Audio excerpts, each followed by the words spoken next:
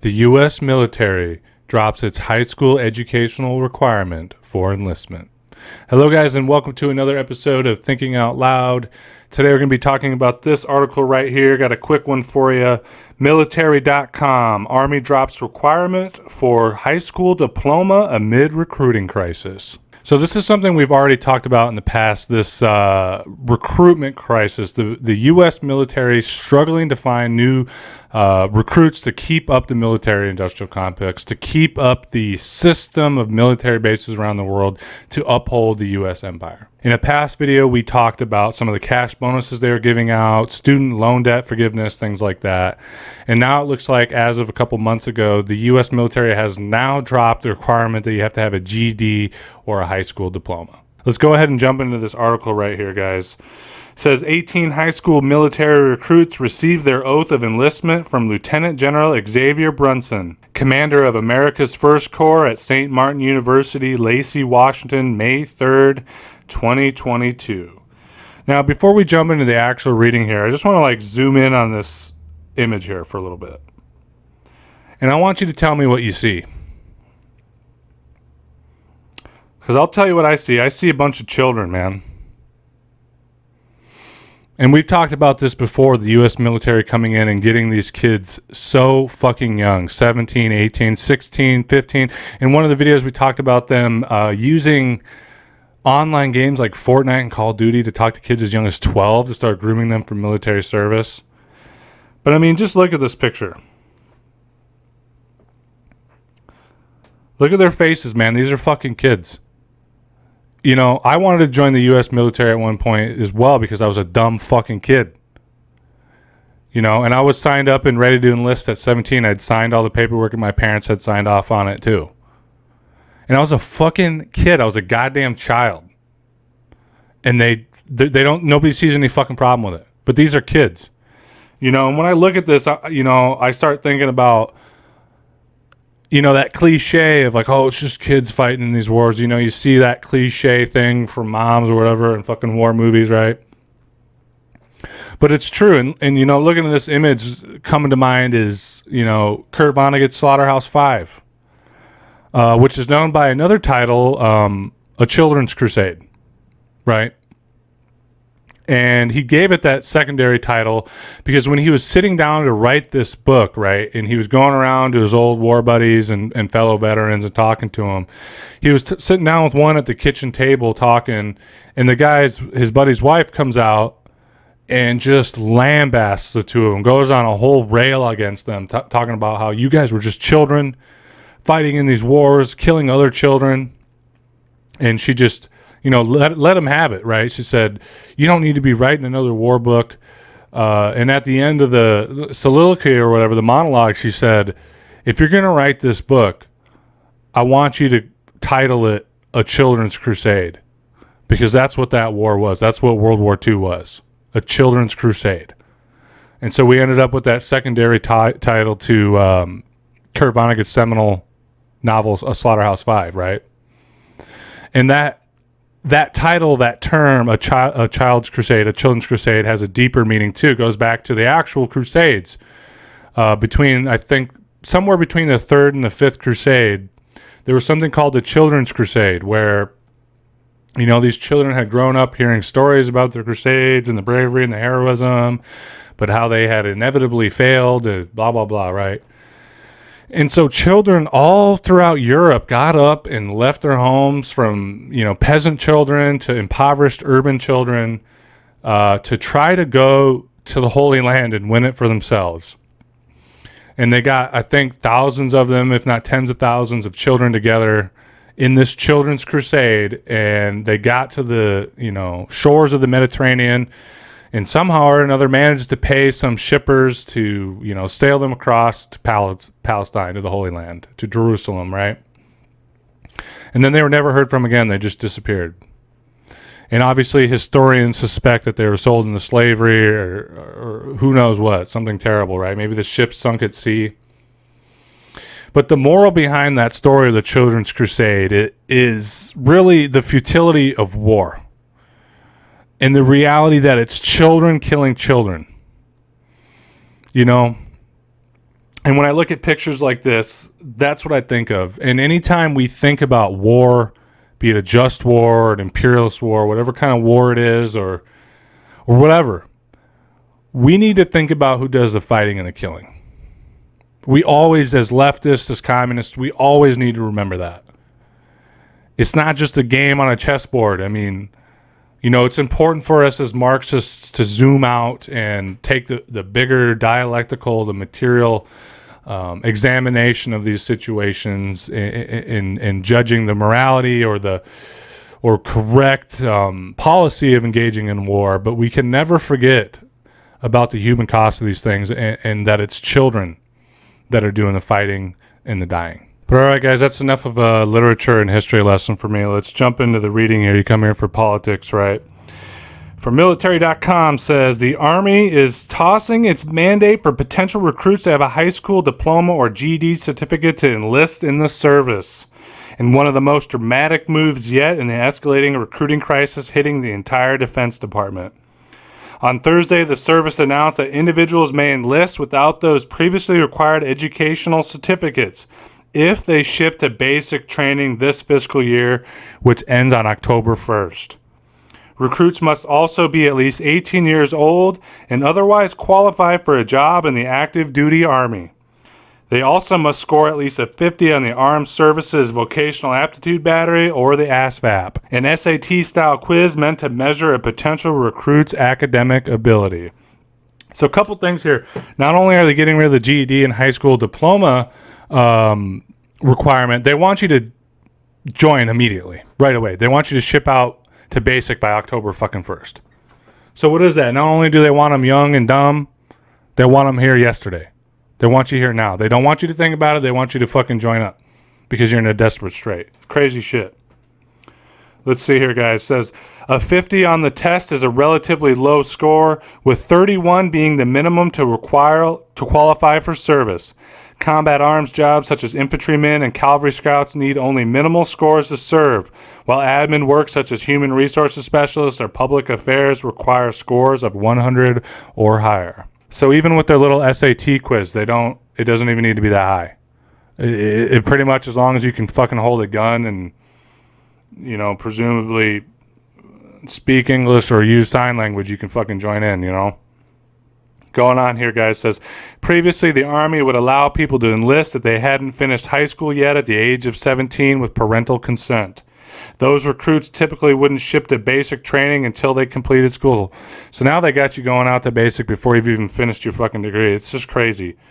The change follows another shift in policy this week when the service relaxed its tattoo rules, allowing potential recruits to enlist with tattoos on their hands and neck, which previously needed waivers. Ending this off here, guys, says, the Army and its sister services have scrambled this year, offering increasingly generous benefits and policy tweaks in an effort to improve recruiting numbers. The Army has hit 40% of its recruiting goals this year. Not looking good.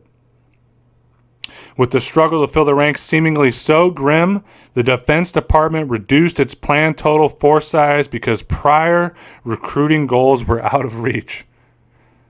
So this isn't even, they don't even have 40% of their original goal. They had to cut that because they realized they weren't going to fucking be able to do it, and they didn't want to look so bad. Those challenges come amid a low unemployment rate and a competitive civilian job market, with employers offering increased wages and benefits even for entry-level jobs. All right, guys, so we got a few things here. I just went ahead and got the reading out of the way quick. Try to bang this fucker off quick for you guys. So they're getting rid of the GED and high school equivalency requirement. And then you don't even have to score well on the ASVAB, the SAT little thing that they fucking do. And they want you to ship out quick. They want you there quick. I mean, this is just crazy to me because at one point I had wanted to join the U.S. Marine Corps, if you can believe that. And they let me sign up at 17 with the signatures of my parents, right? But you had to get your diploma and then you'd ship out like a year after your fucking diploma. And during that time, they have you go into these fucking warrior meetings and all this weird propaganda shit. I mean, they're brainwashing you, getting you ready for the basic, right? Doing running and shit and chanting and all that fucking weird shit. You know, thank God for me. About a few months into that, around Halloween, I ate I ate too many mushrooms and had a massive trip, and it was not a good trip. It was not a good trip at all, and I learned a lot of shit about myself and had some revelations about the way shit works, and I had to wheedle my way out of that, and that was a whole fucking process, man, especially being 17, going up against a recruitment sergeant. I mean, crazy shit. So thankfully for me, I got out of it, but you know, like I was saying at the beginning of this video, I mean, these are fucking kids, and you are too young and fucking stupid to make a decision like this to join the Army. It's bad enough that they'll fucking let you take out these loans when you're a dumbass like that. I mean, that should just be, you know, free tuition, free college, right? Obviously, but the fact that they'll let you sign your body off to the goddamn Uncle Sam U.S. government to go and kill brown people and get blown up when you're fucking 18... When you're 18 and sorry for me saying, too stupid to get your diploma in high school. And I understand that there's people that don't get their diploma because they're having, you know, interpersonal issues or home issues and issues with poverty, and that's why it happens. But, I mean, this is sick, guys. This is them going along with, here too, it says, waiving tattoo requirements and piercings. And then I read somewhere recently as well that in the past they've expedited or waived prisoners' sentences for nonviolent crimes if they agree to join the Army. And I suspect we'll be seeing more of that too. But what is this all saying? What is this all saying? This is saying that the U.S. Army is so desperate to fill their ranks that they're going into the bottommost dregs of society to find people to lap a rifle and a helmet on them. That's what they're doing now. And they're still struggling even with that, even with all the bonuses and the propaganda they've been pushing out as well. That's fucking crazy. But I want to touch on this last part here as well, where it says, those challenges in recruiting come amid a low unemployment rate, bullshit, and a competitive civilian job market, bullshit, with employers offering increased wages and benefits even for entry-level jobs. Bullshit. Okay, I know there's some bonuses going around and the wages have gone up slightly, but not in comparison with the fucking inflation, right? So this last part is their way of, you know, sweeping it under the rug. Oh, this is why, you know, this is why it's happening. It's not because people are fed up with empire and endless fucking overseas wars and because they've heard horror stories of people getting blown up and coming back fucked up. No, it's not that. It's just that it's really hard right now because unemployment's low, which is a fucking lie. And because jobs are paying more, which is a fucking lie. And it's a competitive employment market, which is a fucking lie. 3 fucking lies. Oh, the U.S. military lies. Didn't you know that? But no, but what does this mean? What am I trying to say? I'm trying to say that despite the economy being in the shitter and there's millions of people homeless on the street and people are fucking desperate for any way out of their poverty, they're still not joining the Army. They're still not joining the empire. And why is that? It's because now we've had a generation that lived through Iraq and Afghanistan, lived through the imperialist wars, raising another generation that's coming into being of service age, who understand the lies of empire, who understand the nature of these imperialist wars. And they're not having it. They're not that fucking stupid, even if they ain't got a high school diploma. So this is what we're seeing, guys. And to me, it's a very hopeful thing. I know, you know, there's a lot going on in the world that makes us hopeful. People rising up everywhere. But sometimes it's hard to be hopeful living here in the imperial core. You know, it seems like we're so far behind these movements. Our left is nowhere near as strong. But this is one of those things that does give me hope. You know what I'm saying? Because just think about it this way. This is just happening as a cultural shift. This isn't some well-organized and oiled anti-war movement. This is just people culturally, through word of mouth or in their family being told don't join the Army, and so they start thinking about not joining the Army. And it's still hurting the military this bad. It's still hurting the empire this bad. Now imagine if we took this cultural moment and through our left organizations, through our unions, pushed it even more, printed propaganda, really got this anti-recruitment, anti-enlistment, anti-war movement going. We could do some serious harm to the empire. Some of the most serious harm, because all the things that we do, like fight for better wages, fight for health care, protest, shut down, you know, those things damage the American empire in their own way, but in a sense, the machine is so well oiled that its effect is negligible. But if you have people not joining the army or refusing to manufacture the machinery of war, then you bring the empire to its knees, man. Because let me put it this way.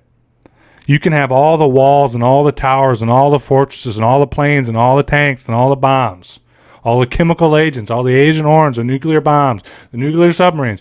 You can have all the machinery and accoutrement of fucking war you want. But if you don't have anybody to use those instruments, then you don't have a war. And if you don't have these wars, then you don't have a fucking empire. If the workers aren't willing to manufacture the machinery of war, and the lowest among us aren't willing to fight the wars, then there is no empire. There is no overseas exploitation. There is no coup d'etats of democratically elected governments around the world in the name of U.S. empire and corporatism. This is what the ground piece of a real anti-war movement can look like. This is a cultural moment that we should try to seize. People are not joining the military of their own volition. And if we can take that energy that already exists and weaponize it and turn it into a well-oiled machine, we can do some serious harm to the empire. And by doing some serious harm to the empire, we can help alleviate the lives and the stresses and the miseries of people all around the world. So there's that, guys. But I also want to touch on one more thing, another reeling out, so to speak, with this article. This is just another sign of imperial decay. We have, ruined bridges, roads, no train system, opioid epidemic, failed response to the pandemic, millions of homeless people on the street, massive wealth inequality, incredibly corrupt political system. All these things we see, the neo-colonies in Latin America breaking free slowly but surely from U.S. hegemony. We see, the powers of the world, like in the BRICS, and with Russia, China, Brazil, all that, India, slowly, even Saudi Arabia, slowly moving away from the petrodollar as the world reserve currency. And even the cultural hegemony, which I think we've especially taken for granted as a tenet of American empire globally. The reach of Hollywood, the reach of mainstream media, increasingly becoming dampened, where even the empire no longer has a stranglehold of cultural hegemony, which is one of the most important pieces of empire. The cultural hegemony is what upholds the pillar of the military. And now we have this. The main column, the headstone or the archstone of the empire is the military that, spreads its tentacles over the earth. And now we are beginning to see some cracks in that, even where they can't fill the ranks anymore because nobody wants to join because they know the nature of it. And I think that's incredibly hopeful, even if at this moment it's just a cultural phenomenon. But yeah, guys, that's all I have for you. Just want to do a real quick video. I know some of them have been longer recently. Drop a comment. Let me know what you think about this. Let me know what you think about the United States military dropping essentially any and all educational requirements to join the Legion. Do you think it has to do with what they're kind of painting it as? Is they're just struggling generally, like with this cultural moment that I talked about, to fill the ranks of the military? Or do you think there's something maybe a bit darker, a bit scarier going on with the ramped up tensions with China, with the ramped up tensions with Russia, with this new scramble going on for colonies around the world as China sorts of expands its reach with BRICS and opens up its own markets in a less imperialist way, in a less predatory way, and the U.S. trying to scramble to keep up with that, with their own imperial longings? Do you think it has more to do with that they're trying to get as much cannon fodder as possible for these potential wars that may be coming? Drop a comment. Let me know what you think. But yeah, guys, like I said, that's all I have for you. As always, it's great hanging out with you, and I'll speak with you again soon. Bye.